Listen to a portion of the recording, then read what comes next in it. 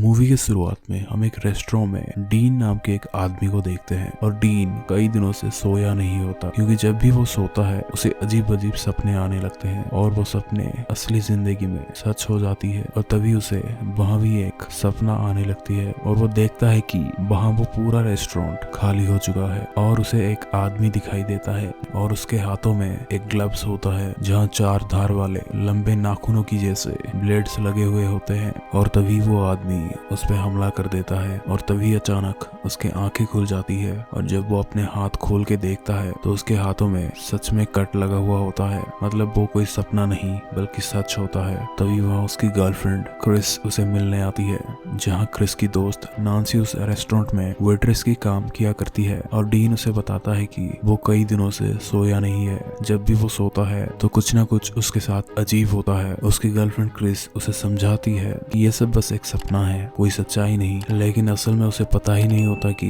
Dean के साथ क्या क्या हो रहा है। फिर क्रिस थोड़ी देर के लिए वॉशरूम चली जाती है। अब इसके बाद डीन दोबारा उस सपने के अंदर चले जाता है और वही आधा जला हुआ आदमी उसे एक चाकू से मारने की कोशिश करता है, लेकिन वह रियलिटी में डीन अपने ही हाथों से खुद का गला काट लेता है और वहीं उसकी मौत हो जाती है, जिसे देख क्रिस डर के मारे चिल्लाने लगती है। फिर डीन की मौत के बाद उसके फ्यूनरल में क्रिस को एक छोटी बच्ची दिखाई देती है जिसके बॉडी के ऊपर लंबे नाखून के निशान होते हैं और तभी अचानक वही आदमी उस बच्चे का पैर खींच के ले जाता है। इसके बाद क्रिस अपने बचपन की फोटो डीन के साथ देखती है और ये उसे काफी अजीब लगता है क्योंकि वो डीन से हाई स्कूल में मिली होती है। फिर ऐसा कैसे पॉसिबल हो सकता है कि बचपन में उसकी फोटो डीन के साथ हो। फिर हम क्रिस का एक्स बॉयफ्रेंड जेसी को देखते हैं। क्रिस उसे बताता है कि डीन ने उसे मरने से पहले कहा था कि जो भी वो सपने में देखता है वो सब असली में सच होता है। और ये सब वहाँ खड़ी नैन्सी भी सुन लेती है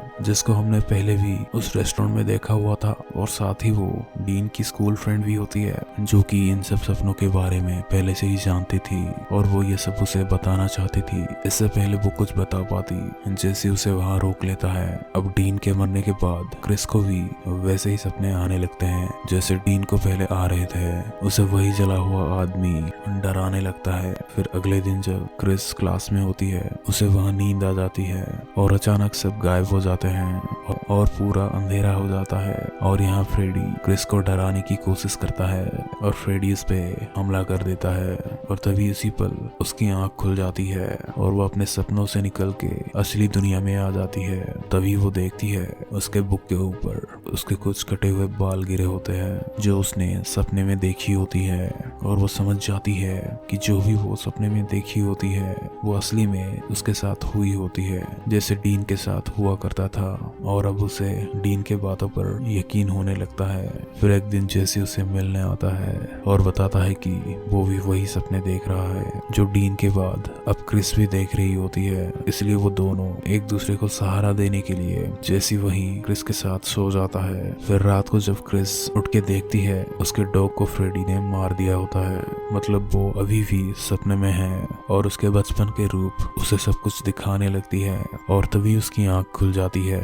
मतलब वो अभी अपने रियलिटी में आ चुकी है और अब उसे कोई खतरा नहीं और वो सोचती है कि अब वो अपने सपने से बाहर आ चुकी है, लेकिन उसके पास ही फ्रेडी उसका इंतजार कर रहा होता है। मतलब वो अभी भी सपने के अंदर और एक सपने में ही होती है और यहाँ फ्रेडी उसे बुरी तरीके से उठा उठा के पटक पटक के सपने में ही मार डालता है जिससे कि वो असली दुनिया में भी मारी जाती है। वहाँ जैसी ये सब देख के बहुत ही ज्यादा डर जाता है और सीधा भाग के नैन्सी के पास पहुंच जाता है और उसे पूछता है कि उसके साथ क्या हो रहा है क्योंकि उसे लगता है कि नैन्सी को जरूर इस बारे में कुछ पता होगा। और यहाँ नैन्सी बताती है कि उस आदमी का नाम फ्रेडी है जो सपने में लोगों को मार रहा है और वो बताती है कि अगर तुम्हें ये गाना सुनाई दे तो तुम समझ जाना कि वो तुम्हें अब मारने वाला है। और वो गाना होता है 1 2 Freddy is coming for you.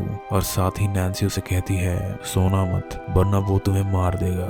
फिर जैसी वहां से निकल के भाग ही रहा होता है तभी वहां पुलिस की टीम पहुंच जाती है और उसे क्रिस की खून के जुर्म में अरेस्ट कर लेती है क्योंकि उन्हें लगता है कि उसी ने क्रिस को मारा होगा। फिर जब जेसी जेल के अंदर होता है तो उसे वहां नींद आ जाती है फिर वो अपने आप को एक पुराने फैक्ट्री में पाता है जहाँ फ्रेडी उसका स्वागत करने लगता है और साथ ही वहाँ हम क्रिस की बॉडी को देखते हैं।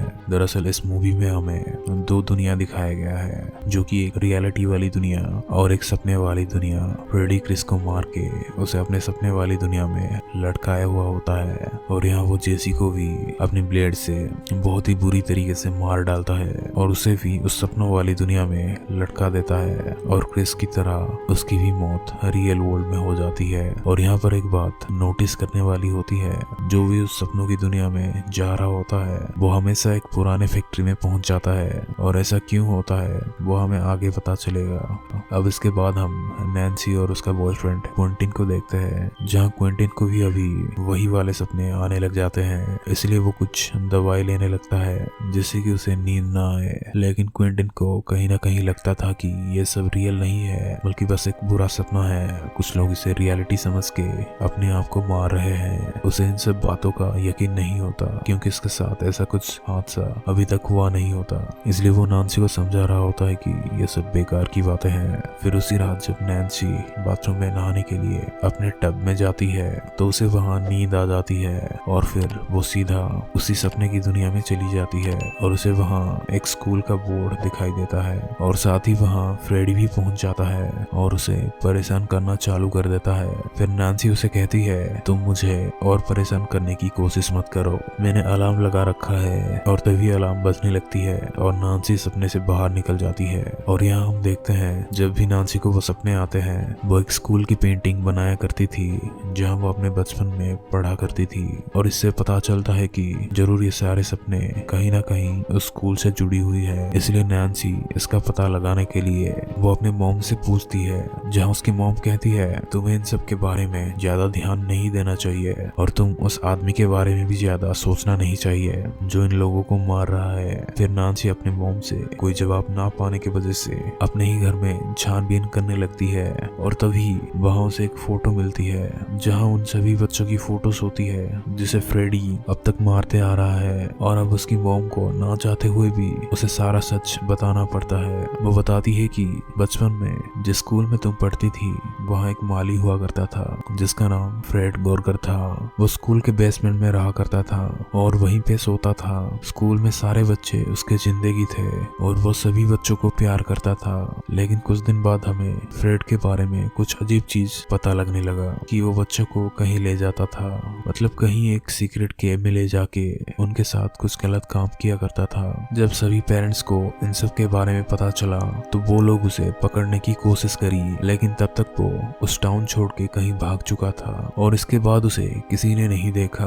फिर नैन्सी उन सभी बच्चों को कांटेक्ट करने की कोशिश करती है जो उस फोटो में थे और उसके साथ उसी स्कूल में पढ़ा करते थे, लेकिन उसे पता चलता है कि अभी तक वो सारे बच्चे मारे जा चुके हैं और वहाँ सिर्फ नैन्सी और क्विंटिन बचे हुए हैं। दूसरी ओर हम क्विंटिन को देखते हैं जो पूल में स्विमिंग प्रैक्टिस कर रहा होता है और तभी उसे अचानक पूल में ही नींद आ जाती है, जिससे वो भी उस सपनों वाली फैक्ट्री में पहुंच जाता है जहां वो देखता है कि सभी पेरेंट्स फ्रेड को मारने के लिए उसके पीछे भाग रहे हैं और फ्रेड भागते हुए एक पुराने फैक्ट्री में पहुंच जाता है और वहां छुप जाता है, जिससे वो सभी लोग फ्रेड को मारने के लिए उस फैक्ट्री में आग लगा देते हैं और वहां फ्रेड जिंदा ही जल जाता है। और यहाँ हमें पता चलता है कि वो सभी लोग जब अपने सपने में जाते हैं इसलिए उस फैक्ट्री में पहुंच जाते थे क्योंकि वहां फ्रेडी को जिंदा जलाया गया था। लेकिन नैन्सी की मॉम उसे झूठ बोल रही थी कि फ्रेड कहीं भाग गया था, लेकिन असल में उन्होंने फ्रेडी को जिंदा ही जला दिया था। अब जब क्विंटिन की आंख खुलती है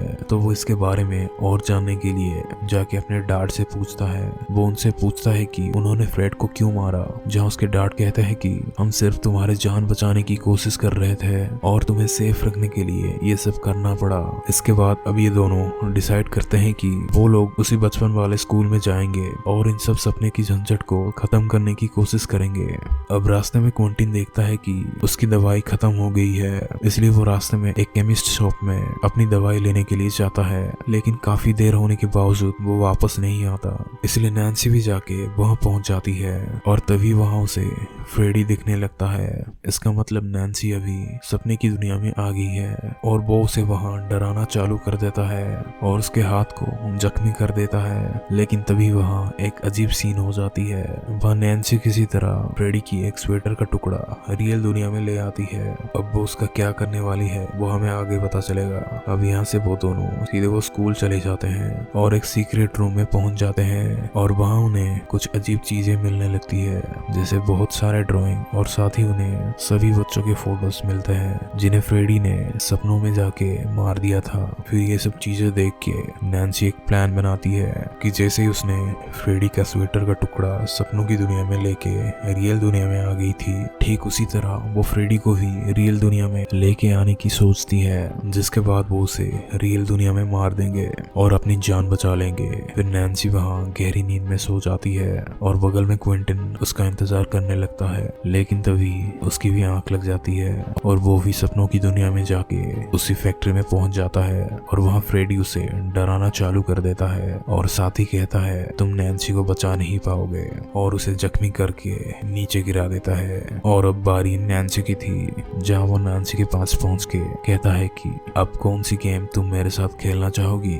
और उसे वो वहाँ डीन और क्रिस की बॉडी लटका हुआ दिखाता है, जहाँ नैन्सी उसे कहती है ये सब बस एक सपना है जो कि सच नहीं है और ये सब एक छलावा है। लेकिन फ्रेडी उसे कहता है हाँ ये सब सपना है लेकिन मैं सच हूँ, और उसे वापस डराना चालू कर देता है। उसे वो खून में डुबाने लगता है और यहाँ से वहाँ उठा के फेंकने लगता है और साथ ही कई सारे डरावनी चीजें करने लगता है और उसे उसी के बचपन वाले बेड पे लेटा के उसी के साथ गलत काम करने लगता है जैसे उसने बचपन में उसके साथ किया करता था। फिर फ्रेडी आखिर में नैन्सी को मारने ही वाला होता है कि तभी क्विंटन उसे नींद से जगा के सपनों की दुनिया से बाहर ले आता है, जिससे फ्रेडी भी नैन्सी के साथ बाहर आ जाता है। इसलिए वो काफी गुस्सा हो जाता है और क्विंटन को काफी बुरी तरीके से मारने लगता है और जैसे ही वो आखिर में उसे जान से मारने वाला होता है कि तभी नैन्सी उसका हाथ काट देती है और साथ ही उसका गला काट के उसे बुरी तरीके से मार डालती है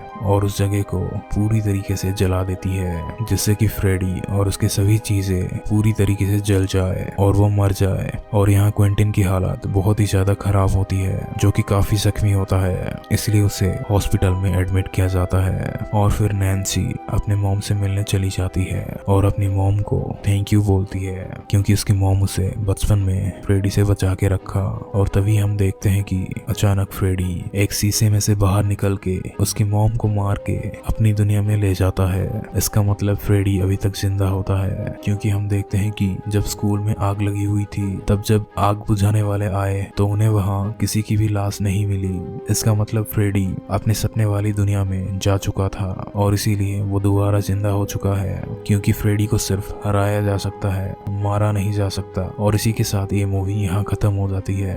अगर आपको इसके अगले पार्ट का एक्सप्लेनेशन चाहिए तो नीचे कमेंट करके जरूर बताएं। बाकी वीडियो को लाइक और चैनल को सब्सक्राइब कर ले। मिलते हैं आपको अगली वीडियो में।